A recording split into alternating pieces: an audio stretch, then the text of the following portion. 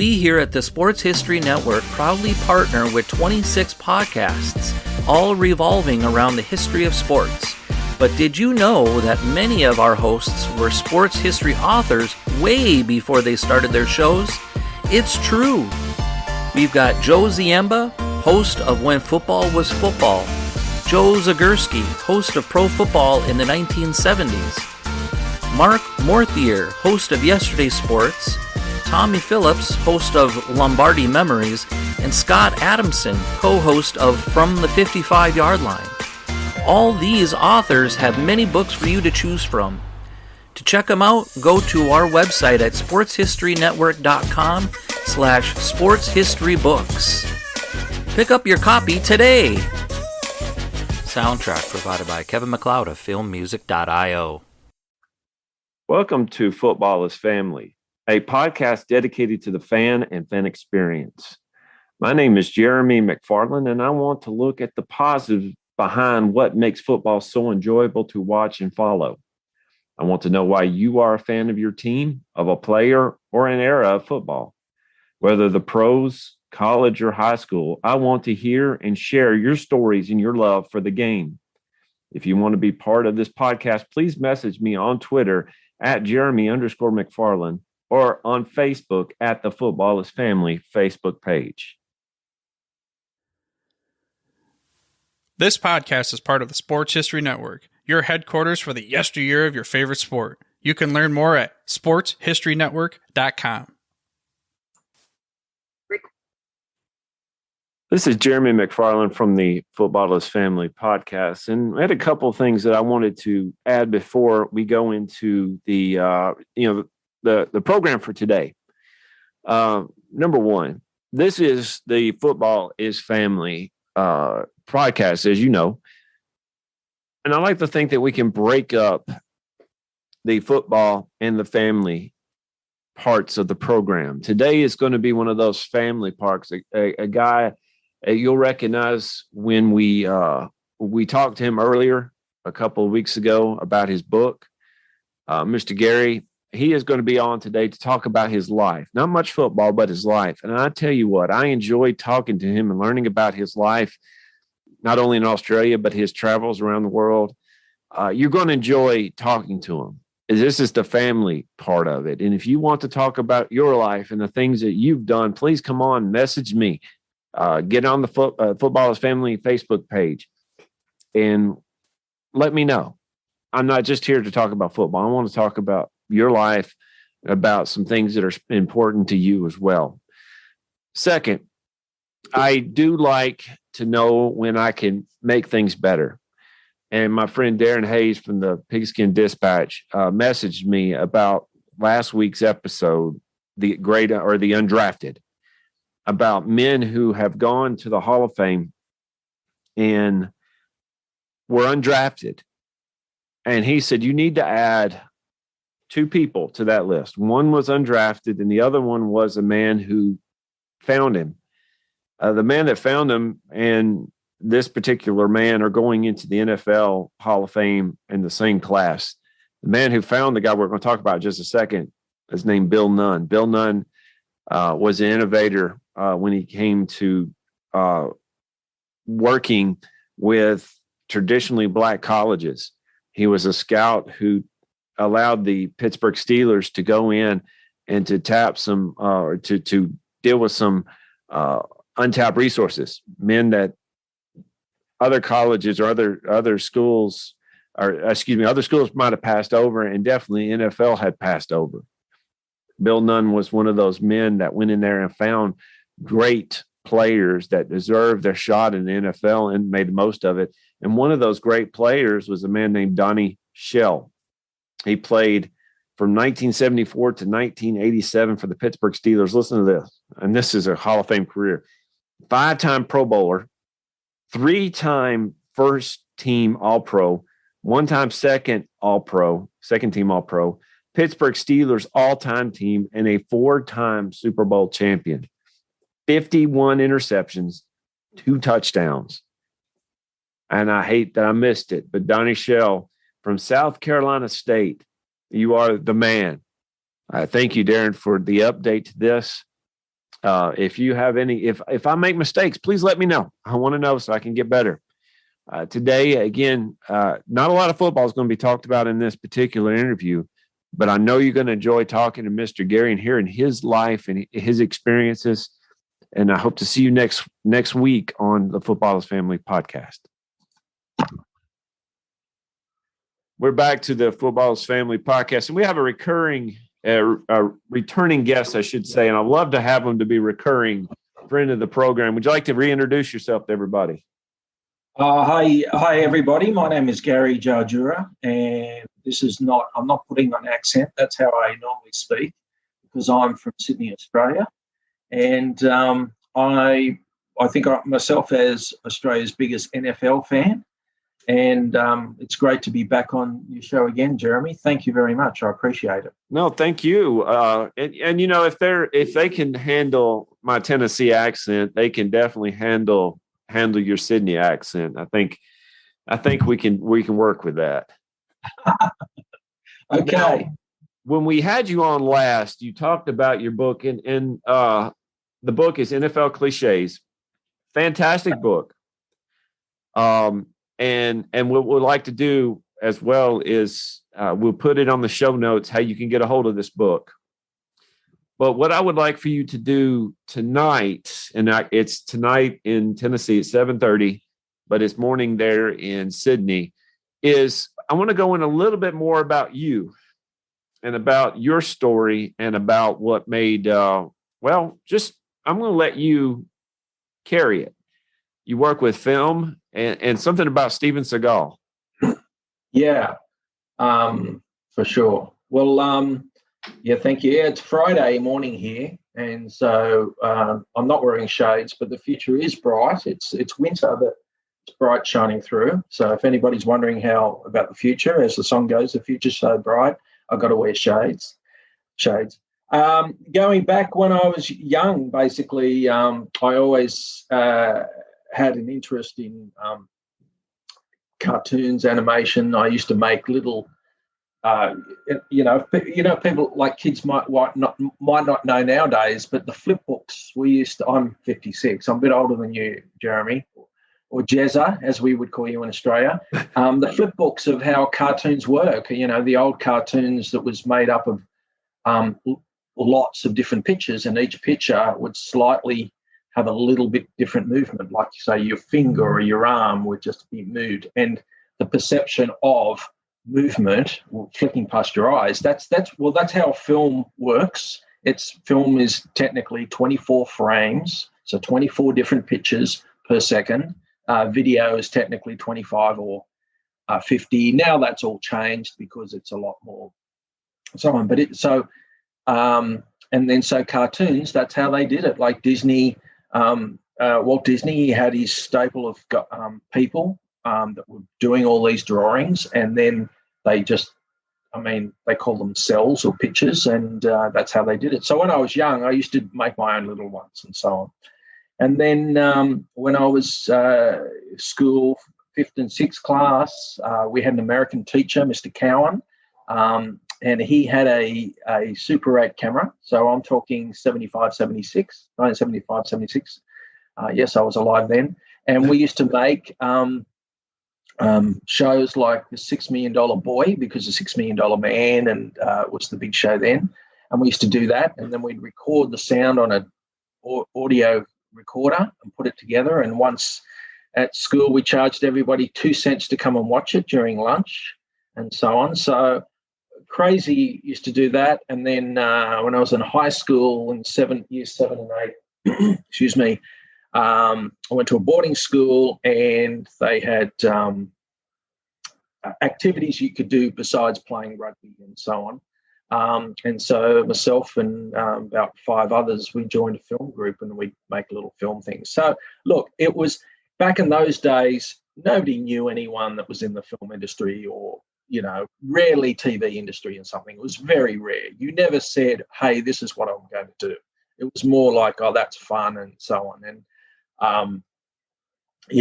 it was pipe dream things. And then, I left school. I did different things, tried to be an electrician, went in the family retail business and so on. So when I was 21, I was going to do an animation course here. They had started one, and then I didn't get into it. So I did a production course at night, 2 nights a week. It was film and TV. And it was basically, they didn't show you much, didn't teach you much technical. It was called the School of Visual Arts. But I learned to just be appreciative of different things, talking about colours and why they do those sorts of things. So it was more just an eye-opening. And then I said, I'm going to go to America. So on my world trip when I was 22, and basically I was in LA, and my dad had some cousins in Los Angeles, so I stayed with them a little while, or I stayed different things. I just cold called film producers. I mean, it's crazy to think about it now, but I was just Gary from Australia, just turned 22, getting on the pay phones that you used to have because there was no cell phones or texting or emails and so on, and I would just find numbers and cold call. And I would, occasionally some of them would let me in.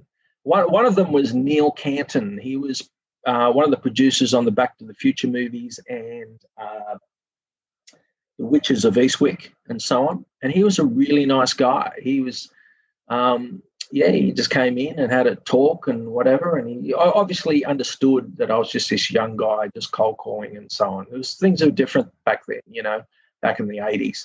And he said, why don't you just go out and group of friends and make something? And he said, you'll be making something. So if you really want to make something, you'll make it and you'll enjoy the process and you'll learn.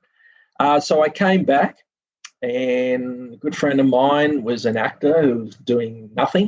He was working in a pub part-time, Dave Ingle, and he was very good English and so on. I said, let's write this short film. And this is back in the days that people didn't make short films, late 80s, 88 sort of thing. So we made a short film about a guy that has a dream. He wins the lottery, and then he finds he does. And basically, I knew a couple of friends I went high school with and so on, worked at the TV station. So, one of them filmed it, found somewhere to edit it. But it was basically all the extras and everybody in it. When you look at it nowadays, it's just full of friends and family. It's full on friends and family, filmed in, we need a car, it's my brother's car or someone's car, or we need a location. It's somebody's friend's, my friend's dad's pub, and all the locations and everything and so on. And even I needed a shot with a cop, a policeman. So a friend of mine was in the police force, so he wasn't meant to, but he wears his police gear and gives the guys. So, and then we, and of course we have a premiere for it at another friend of my brother's, another friend's pub, and we have 200 people turn up. And these are the days people didn't make films like that. And then, of course, I went and made a 1-hour film called Meet Cleaver about private investigator. Ted Cleaver investigates kidnapping of 2 football teams in Australia on the eve of the grand final, which is like the Super Bowl. It's a silly comedy. And once again, I put more money and resources into it, but basically everybody in it is a friend of a friend or family and all the locations. And we had a premiere of about at my old high school in the new school hall, and we think we had about 800 people turn up, So those are the days people didn't make it, like 1990. And then I made another one. And then in 93, I decided I need to concentrate on this a bit more, saved up all my money, applied to go to the American Film Institute in Los Angeles. I did a bit of research on it. It was a 1-year course then. You didn't have to do exams. Everything was practical, and you got out of it what you wanted to get out of it. So I sold up everything I had, moved over to America. I applied. I got there and went to the American Film Institute. And in about the second week, my cousin said he saw on his, old university notice board to be a intern for Steven Seagal. Contact Lucy Ann Buffett. So I contact Lucy Ann Buffett, and me being the smart aleck or smart ass, as we say, I say, Lucy Ann Buffett, as in Jimmy Buffett. And she said, yeah, he's my brother. Oh, wow. So people that don't know Jimmy Buffett, but not as many people in Australia knew who lived. I knew Jimmy Buffett, obviously, but so Jimmy Buffett's sister ran Steven Seagal's little office, and so I went there and became an intern. You meant to do 1 day a week. I went to 1 to 2 days a week whenever I could when I wasn't busy at film school, and he was finishing off his directional debut movie On Deadly Ground. And I used to joke about it and call it On Shaky Ground. And they're like, oh, Gary, because there's only a couple of people in the office. That's sacrilegious and so on. So he was a character. So we had this office. He had this office on the Warner Brothers lot right next to Clint Eastwood's. And Clint Eastwood's parking space was, it didn't have Clint Eastwood. It had H. Callahan, like Harry Callahan from, the Dirty Harry movies and so on. So, so here I was, this 20. I just turned 29, but I'm still pretty, star-struck Australian guy, getting a pass to drive onto the Warner Brothers lot, park there, and so on. And I would do anything they wanted, and so on. One time they're saying, "Oh, can you go and get lunch for everybody?" So I drove out, bought lunch, did a U-turn because across outside Warner Brothers, got booked. They didn't care. So Steven Seagal walks in, looks at the receipts and says, "Why are we buying the interns lunch?" And I was working for nothing. I thought, oh, great. He had a huge physical office inside our office, like ours. Ours were big enough, but he had the huge room, but he was never there. He always had 2 black limousines, and he's just traveling around in them all the time. And inside each of his limousines, he had his driver, his dietitian guy that looked less healthy than me, his bodyguard, who, I don't know, maybe I could have blown over, and his secretary worker, who they were always incredibly good looking. And they would drive around and so on. And so my job at times was, if I had to give them things to sign and vice versa, I would meet up with them, around LA and, jump in and say sign and whatever. But, he never gave much attention to us, really.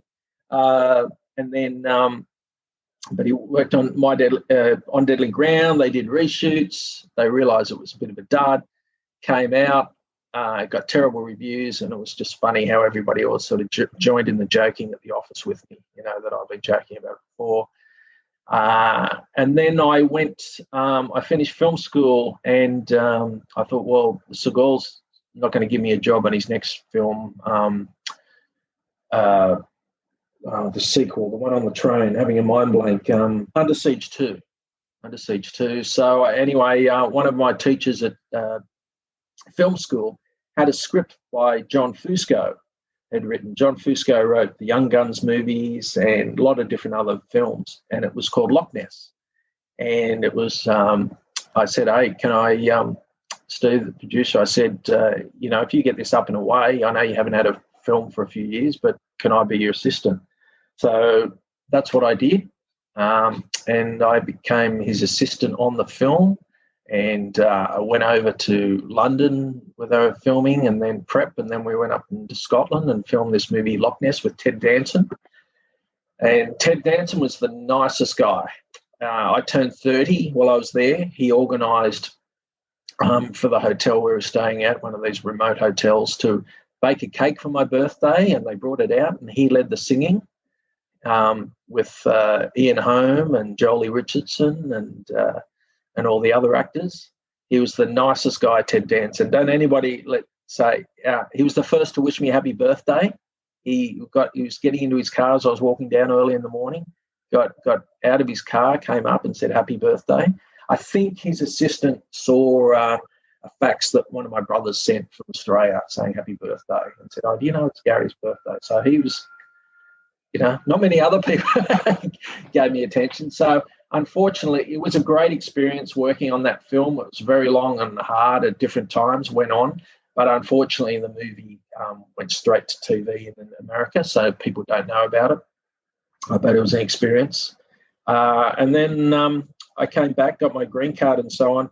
And then I said, well, I'm going to try and make my own film. And it took a while. I did make my own independent film called Pickups, which never got released. And basically, it's the same plot as The 40-Year-Old Virgin, basically, but I made it first. So it's basically this.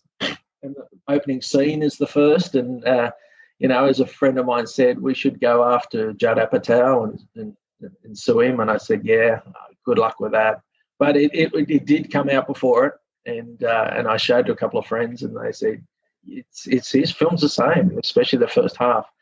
But I got the green card, and I decided to go back to America in 2001, just after the Twin Towers had come down, and America was not in a good state then. But I decided I was still going to push ahead with what I believed.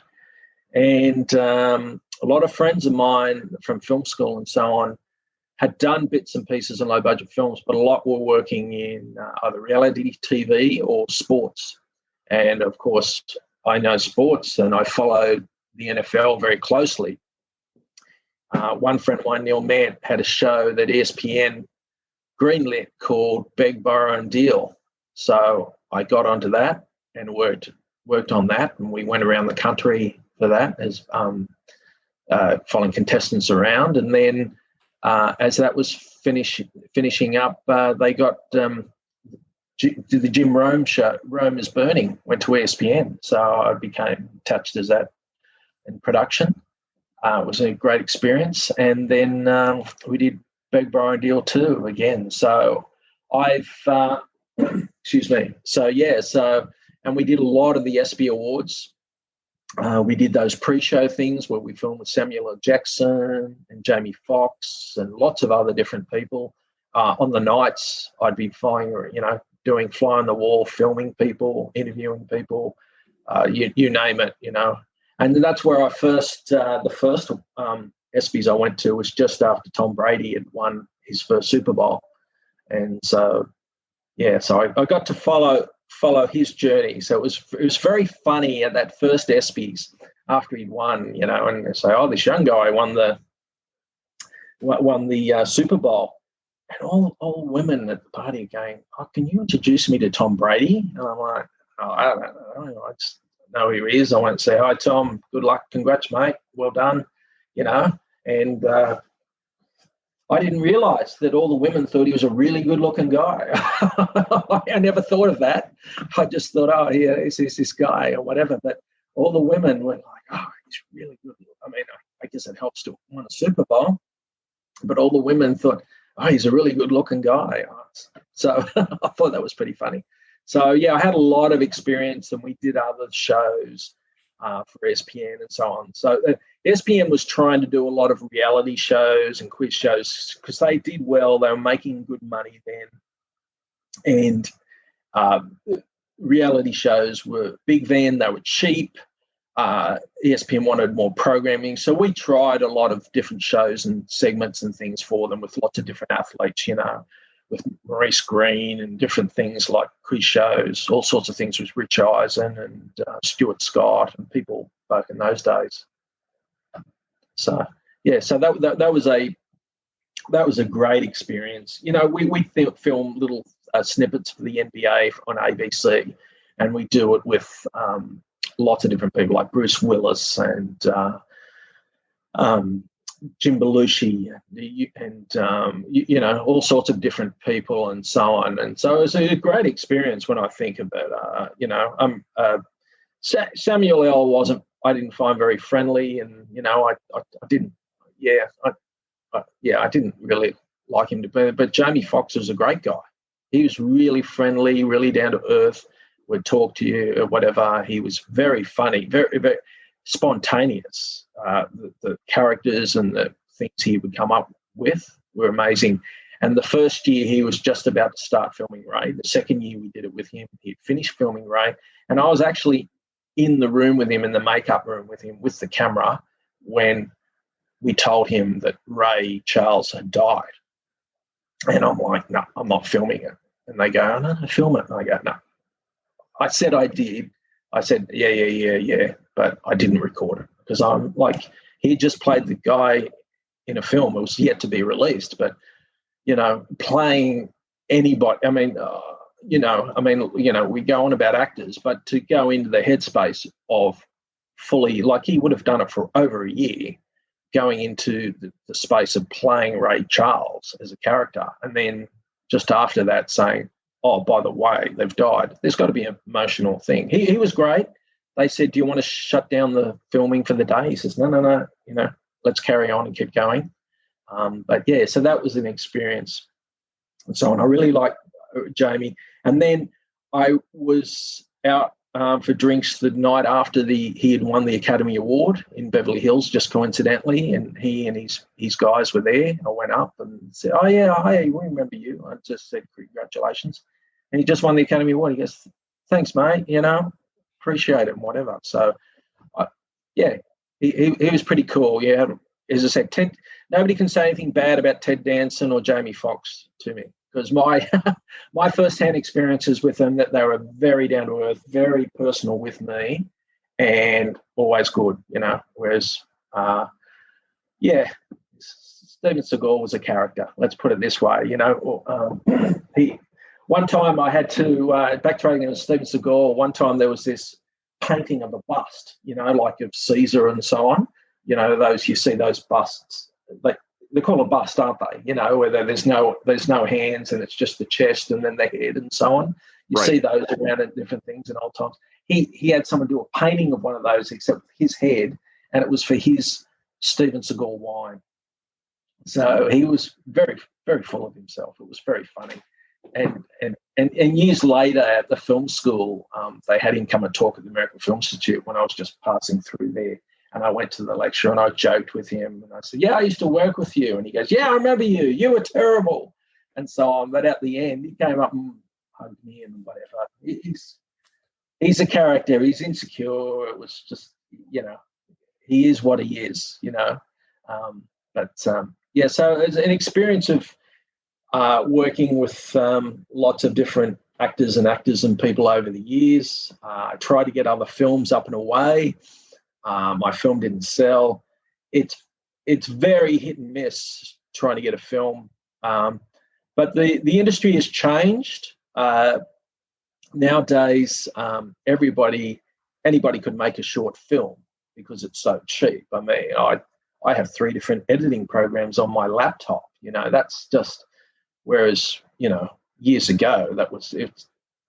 You didn't have it. The capacity of the storage capacity and the processors weren't quick enough, and the reason I have 3 different ones is because they do different presets of graphics and so on. Actually, on my phone, I've got an iPhone 11, and I've got 3 different the editing programs on there. So if you can get into the tediousness of it, you can technically edit something with better effects and transitions and so on than what we had 20 years ago on the big Avid machines and so on. So it's nowadays where anybody can call themselves a filmmaker and so on. Whereas when I was growing up, and I don't want to sound like a crusty old man, I had friends that wanted to be a cinematographer or a cameraman. I had friends that wanted to be editors. I had friends that wanted to be writers. I wanted to be a producer.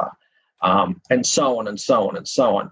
Nowadays, it's all people can do whatever they can. It's different. It's different, and so on. And also because of the technology, they can do a lot of different things as opposed to the craft of it and the story. Because back at film school at the American Film Institute, the great thing about there was, after somebody would make a short film or we would look at a film like Chinatown, you name it, the teacher would say, who are these people? Meaning, who are the people in the film? So that is ingrained in me to second nature. It's like, who is that in that film? Like, I'll see films now and so, I'll give you an example. I went to see Kong versus Skull Island. I liked Kong Skull Island because there was cool characters in there, right? Obviously, it's all about the big ape doing crazy stuff. But then I saw the Godzilla King Kong one. And it was all about, well, we've got these two big monster things. Let's just have them bash each other up. But I didn't care about any of those human characters and whatever, or there was no story and so on. Now, doesn't hold interest. So, yeah, nowadays there's more and more things being made that are style over substance, which really annoys me. Because if there's no substance for me in connection to the characters and so on, it's all just style. I liked a TV show. Obviously, it's based around NFL. Was the show The Rock? Oh my gosh, it's gone out of my head. Ballers, yeah. And I was just amazed. Like, that just seems so real. Like, the characters they had, they were able to get the different teams involved. You know, like, obviously I go for the Miami Dolphins. The Miami Dolphins in the first couple of seasons was like the main team. They had the logos and everything. So it felt really very real. But The Rock is a good character. You know, he wasn't just phoning it in. You really believed he was a former. I know he played for University of Miami, but you really believed he was a former player and his dealings with it and so on. So that you know, it wasn't style. It's pretty simple filming and editing and all that. But character-wise, it got me in, and I think that's a big thing. Whereas some of these Marvel movies, I liked the first Iron Man because I felt it was good characterizations. But as they go on, technology, CGI, things are different. Yeah, there were a lot of CGI in that last one they had. Now, I have a question about your Samuel L. Jackson time. How did you keep him from cussing the entire time? I mean, he's got a foul mouth. Yeah. He's well, I think that's part of the whole stick, part of the whole, you know, mystique or whatever. But he would just go, yeah, whatever. He would do things like, I'd say, oh, can I just take a photo of you, right? And so on. And I don't know. I don't know why he didn't like me. I don't know. He would, like, I'd say, could I take a photo? And he okay. And then he'd look down as I'm taking the photo. I don't know why he had attitude towards me, you know, and the Soccer World Cup was on. He's like, it's boring and whatever. And I don't know. I just don't know why. He just there's a lot of attitude and so on. And I don't know. I mean, I shouldn't talk, you know. Well, that's fine. But you have had a lot of experiences. You've had stories. You've had is the film industry pretty big in Australia? It's grown a lot. So in the last 20 years, it's like I went to in 19. So I went to the Cannes Film Festival. So I had this friend who's a lawyer in the entertainment industry. She said, you know, why don't you go to the Cannes Film Festival? So in 1992, and that's when the movie Strictly Ballroom by Baz Luhrmann came out, and that and also Tarantino's was there for the first film and whatever. So there was a few Australians, but there was very few. You know, it was still back then. It was a boutique industry. That's what my friend, the lawyer, she said. Australia, it's a boutique industry, and but since then, there've been bigger films made in Australia, because they've built these studios. And the other day, Russell Crowe said he wants to build near his farm, about 6-7 hours drive north of Sydney. He wants to build more studios and so on. So they're doing, and up in Queensland, which is the state north of me, they've built more studios. So they film a lot of different, like, you know, they've filmed, I think, the last 2 or 3 Thor films and all that sort of thing. So there's the big budget things happening. So in the last 20 years, there's been a lot of big budget films that have happened, which are outside money, American money, American talent, and so on, because that's purely, okay, what can we do it cheaper? Because it used to, a lot of those movies used to be filmed in London. Like you think of the Superman and Batman and Star Wars and so on. A lot of those were filmed, and of course Bond. A lot of those films back in the day were filmed in England because of the techniques of the crew and the costs and so on and so on. And I think some of those sorts of things have come down to Australia. Also, we weren't as heavily affected by the coronavirus. So there's been productions in the last year or so that have filmed down here. The smaller independent film industry is a bit tougher.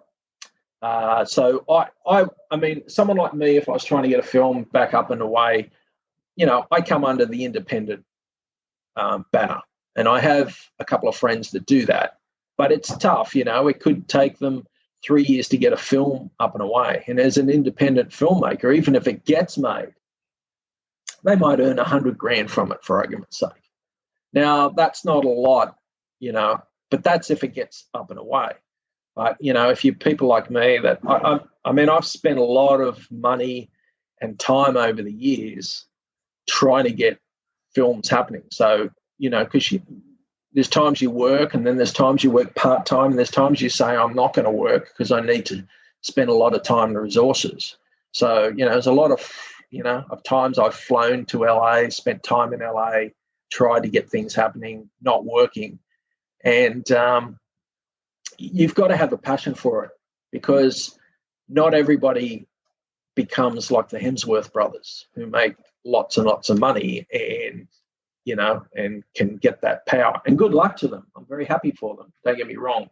But for every Hemsworth or Russell Crowe or Baz Luhrmann or someone, there's hundreds of others that don't make it. And I'm not bitter. I'm not sorry I've tried to do what I've done with my life, because you've got to try your passion and so on. Otherwise, life's just, life's not a destination, it's a journey.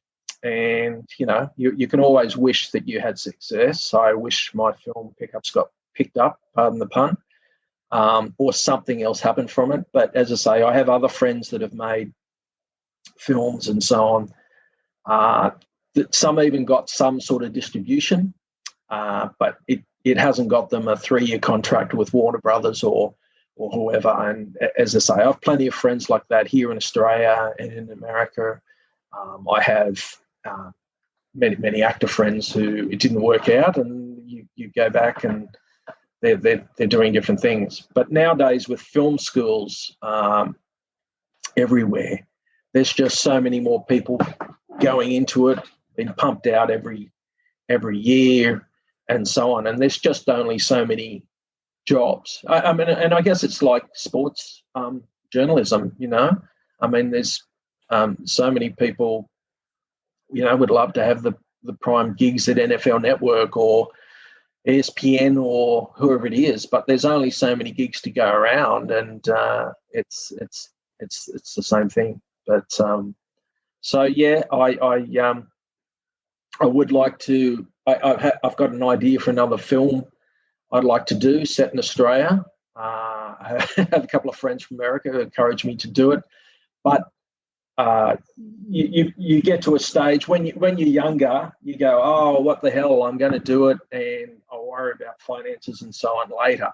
Whereas when you get to my age, you're like, well, it's hard to get work and it's hard to do anything, so you're just more cautious of what you spend your time and resources on, because you've got to be a bit more stringent. Thus, the 2 books I've written, obviously they cost me money to produce and so on. But if you do a film script or a film idea or something, it's just a basis for something else. It's a basis for filming and so on. Whereas the books I've done, I've put the work in, I've done them, put them out. They are their own entity. So you look at the book and you pick it up and you read it and so on.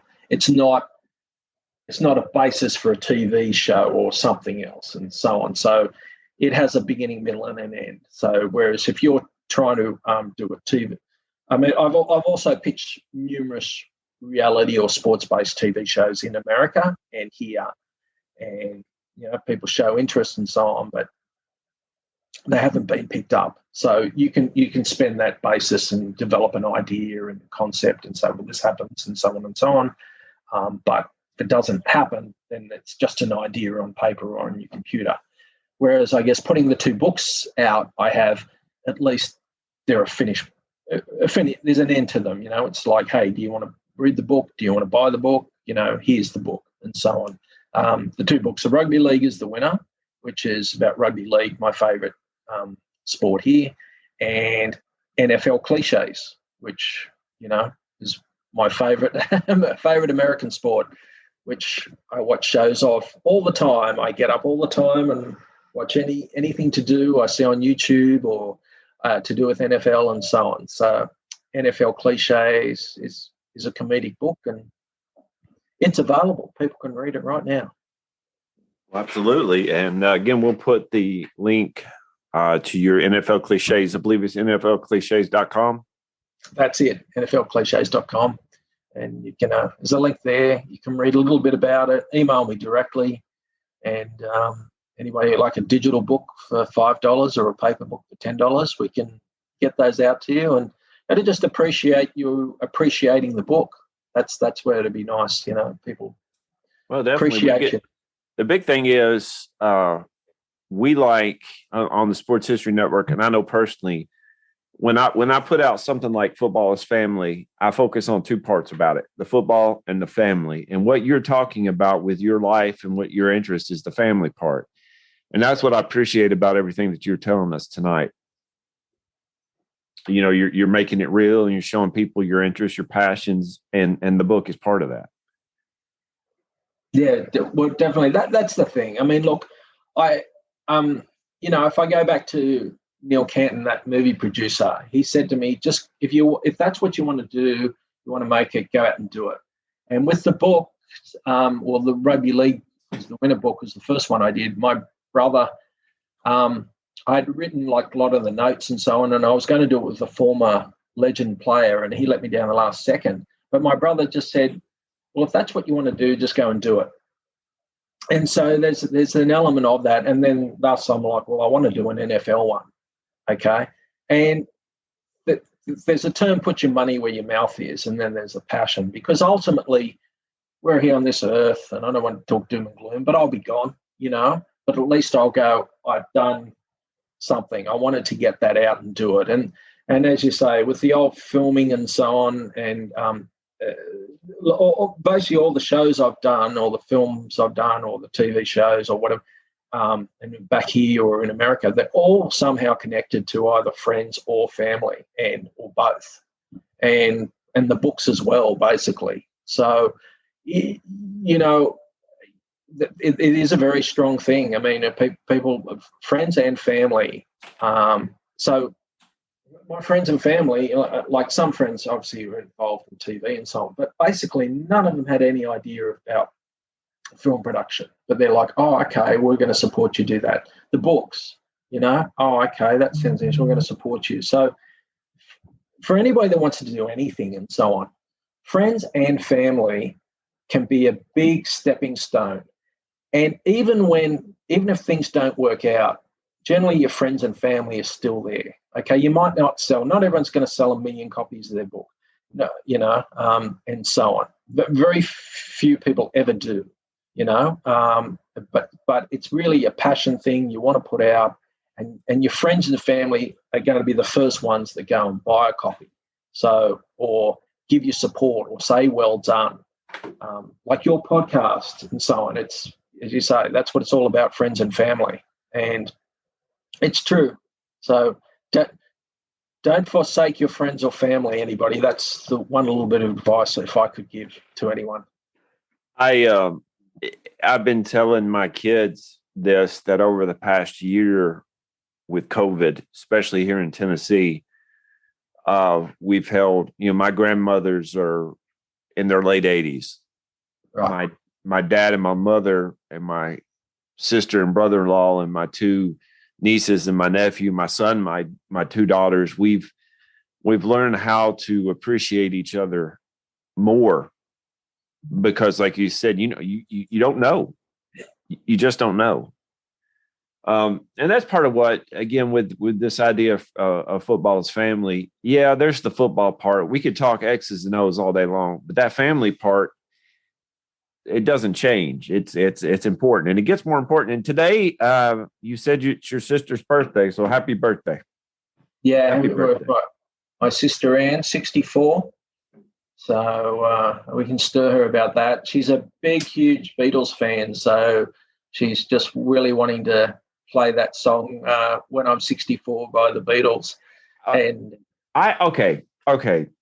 I have a problem with the Beatles, and here's the problem. Yeah. If they were to stop before the psychedelic stuff, I wouldn't mind them at all. I have a problem because I guess I'm not smart enough, or I'm not drugged up enough to know what the walrus is. Yeah. If you like the Beatles, hey, more power to you. But I don't know what cuckoo cuckoo means.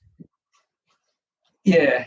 Well, I heard. Well, the walrus is just what is it? Isn't it just John's like an alter ego crazy thing? It's just like, hey. But I heard a thing of Paul McCartney said he was on the plane with a guy who had a very strong accent, and he says, "Pass salt and pepper," and he thought he said Sergeant Pepper, and McCartney said, "I thought you said Sergeant Pepper," and he goes, "No, salt and pepper," and he goes, "That's great. That's a great idea for our alternate." So their whole thing was they wanted to reinvent themselves as be the Beatles, but this different band and so on. And he says, "Oh, that's great. It's salt and pepper." So Sergeant Pepper. But you're right. I mean, they've got two speeds, haven't they? The Beatles. They had the pre and the post, and everybody's everybody's got their theory on it. There's the whole. And then there's the whole reason of John Lennon was shot because the guy thought he was a phony, and so on and so on. Yeah. So that's a whole other different level. But I don't know. I'm not into rap music and so on, and I'm not into the big sampling. I'm sort of like, get your own music, make your own music. So I sort of I'm a big Beach Boys fan, Jeremy. And they had a little bit of that psychedelic little bit towards the end, Brian Wilson. Yeah, they did a little bit of psychedelic. If I remember correctly, Brian Wilson got involved with Charles Manson a little bit. So that was his brother, yeah. And then they brought him along and crazy. But talk about friends. I'm bringing them into, because not only they're American, but they're friends and family, because there was three brothers, the cousin in the band, and their father was the manager. And basically their father, is it Murray? I think it was Murray was his name, sold all the rights for $750,000 to the songs back in the 60s. So, which I guess at the time he thought was a lot of money, but then you think of how the Beach Boys songs are just used in, I presume in America, but it seems like every third commercial in Australia, they use a Beach Boys song, and and so on. So that was a case of a family, and as you said, the Manson family, who's not a real family and not a family we want to talk. We want to no, but if you're interested in trying some music, let me make a suggestion for you. Try early Dave Matthews Band, and let me know what you think. Okay. I'll go back and I'll give it a try. Yeah, I'm actually, Before These Crowded Streets would be what I would recommend. But that's when my biggest influence. My dad was telling me that most people can recognize their favorite music according to the generation that they grow up to, and Right. and mine would probably be the '90s that I can remember the most. In fact, today I was doing a trivia game on Siri, and my daughters were looking at me and say, "How do you know these things?" And I was like, I'm a dad. I do two things. I know stuff and I'm grumpy. That's what you know. And when I said Siri, my phone just popped up. Okay, I'll talk to you later, Siri. Mr. Gary, it has been a pleasure and an honor to talk to you tonight. I appreciate you giving us your time and your expertise. And again, where can we find your books? NFLcliches.com. So if you just go there to the site, you'll get some examples, and then you'll see on there I just put my direct email that people can just email me directly, And then, he will get back with you. He will do that. Yeah, I'm pretty good at that. That's one thing I'm pretty good at. And I can get back to you. And if people want a digital copy or they want a paperback, as I said, I have my friend in Arizona has the paperback copies. He can post them from there because I'm in Sydney. Now, what I would like to do is you have are you on your phone or on your computer now with your video? I'm on my computer. Is there any way that I can see out your window there? I like to. It's blown out of there. Okay, I can. It's bright. Here's the thing. When I was in Scotland a few years ago, I was video chatting with my wife, and I showed her the video of the mountains in the background, and I just thought that was absolutely beautiful. And I would love to see the scenery around where you are. Well, I could show you, but even you know what? One time we'll do it from my phone or something, or I'll take some photos and send it to you. Because I live in suburbia. I live in the suburbs. So if I walked outside, you'd see my gate and my metal, and you'd see the rubbish bins. And if I walked out my back door, you'd see a little bit of fake grass and a few plants I'm trying to grow. So that's the only thing is it's like I live in the suburbs, so it's pretty much I went down the road, you see the train station, and you'd see if I went 2 kilometers, so but I don't, unfortunately I can't afford to look I can't afford to live in one of those places where you look out and you see the Sydney Harbour Bridge and so my grandmother and I were talking about the Sydney Opera House today. In fact, I kind of think that's fun. One last thing, my son was he's in the band there at the high school, and they actually were doing music from Australia. And one of the members, her husband, had a didgeridoo. Right. And that thing sounded just plain awesome. So I'm going to buy a didgeridoo, and I'm going to learn how to play it, and I'm going to play it all the time for my wife. I know she would appreciate that. Yeah. That's one way to get her to be in the next war. Yeah, I've been married 18 years, but the moment I get that, it's probably 18 years, and that'll be it. Yeah. That could be it. That could be it. It's that would be interesting. Well, anytime you want me on, I'm happy to come back on again. We're warming up. So what are we, late June? So we're really, what is it, about 6 weeks away from the first trial game? Something like that. Well, here's the thing. In Tennessee, of course, anywhere else, they have the preseason. They have training camp where you can go up and watch your team play and train. And about 2 years ago, Tom Brady came down. Right. And I got to see him like several feet away, but it's hot. And there's no shade there at St. Thomas Sports Park. And I'm thinking, I'm 42 years old. It gets to the point that I can watch these guys on television, and I have air conditioning. Yeah. I have water next to me. I'm good. So I may not be going to training camp this year. It's just too hot. Yeah. Now, that's when you know that either you're getting older or you just wised up and realized, man, it's not worth it. Yeah. Yeah. I don't blame them. I don't blame them. It's just in some of those places. I remember the first time I went to Miami, and it was March. It was March, and I used to jog every morning in those days. And I went for a jog, and I jogged in Scotland. I've jogged in all the different places, different heat in Australia, all sorts of things. I couldn't do it. It couldn't do it. So, I mean, I just thought to myself, imagine what it's just like in those training months down in those areas. That's why, if you got to want it, you really do. Yeah. We'd play football in December when it's icy outside. I can handle 20-degree weather. I'm made for 20-degree weather, but anything above 80, count me out.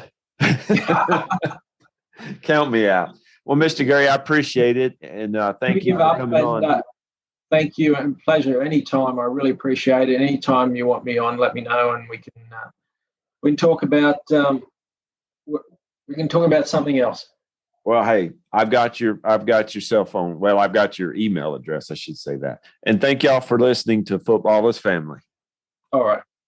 At the Sports History Network, we're all about sports yesteryear, and so we're so pleased to introduce you to Row One, an online memorabilia gallery and shop that brings your sports history to life anywhere. The Row One gallery includes over 5,200 gorgeously reproduced prints of team posters, game program covers, game tickets, advertisements, and more in baseball, pro and college football, pro and college basketball, and more. And any gallery item may be printed in a variety of sizes on wood, metal, canvas, acrylic, or poster paper. And in Row One shop, check out the thousands more of unique items with the retro and historical designs dating back to 1876, including t-shirts, long sleeve shirts, phone cases, mugs, blankets, pillows, towels, and even shower curtains. Go to sportshistorynetwork.com, ROW1, for access to the full Row One catalog and for gallery prints and gift items, plus get a 15% discount off all prints on the Row One Pictorum Gallery with coupon code SHN15. Follow the link on the show notes.